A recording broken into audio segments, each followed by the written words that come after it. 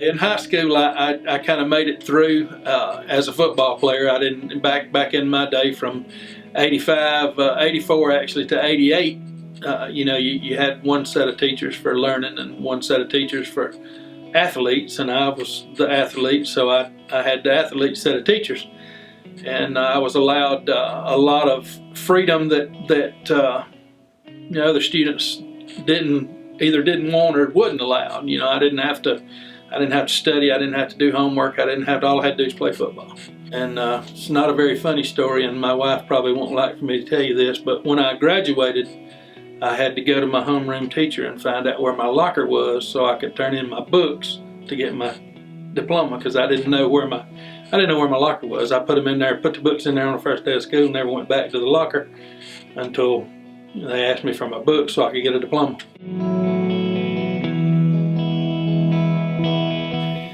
Well, like everybody else, that always has this story. I agree that it's all my decisions. I won't try to put it off on anybody at all. I started drinking, just a little on the weekends. About the time I turned 16, I might have been 15 still at that time, but the bigger part of it started as I got my car and I could get away from the house, and I felt, I'm grown now, I can go and do, and back to the no rules thing. I didn't really have a time, even from day one when I turned 16, grew up on the farm so I could drive, and everybody knew that, so I could go and stay out all night, all weekend, and not come home, and really not have, not any recourse, just get fussed at a little bit. So, I started drinking on the weekends, and I remember I would get sick as a dog. I'd just be sick, and praying and saying, "Oh, I'll never do this again, never do this again." And the very next, on Friday night, on the very next night, be doing it again. I always tell people you have to work to be an alcoholic. If you're going to be an alcoholic, you got to work at it first, because you got to go through the sickness time. You got to go through that time where every time you drink, you're going to be hugging the toilet later on. That's just part of it. And even after you become that alcoholic or that person that you don't ever realize that you're an alcoholic. I like to drink. Alcoholics want to quit. That was what I always heard.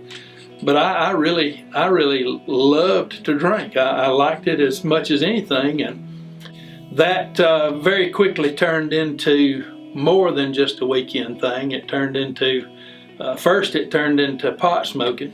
So I started smoking pot. It was later on in my 16th year, probably a little closer to 17, and I had started smoking pot and with friends, and that become a habit within itself. That was something I wound up doing every day, and shortly after the pot, I started messing with cocaine, crank, and from there I went to just about anything you could name. I've done it, tried it. I really won't say I was ever hooked on anything outside of probably coke or marijuana or alcohol. But I've tried. I've took pills. I've took LSD. I've smoked angel dust. I've done just about all of that, and all on decisions that I made. Nobody twists my arm, and I try to tell the younger generation all the time, one decision will affect a long time in your life.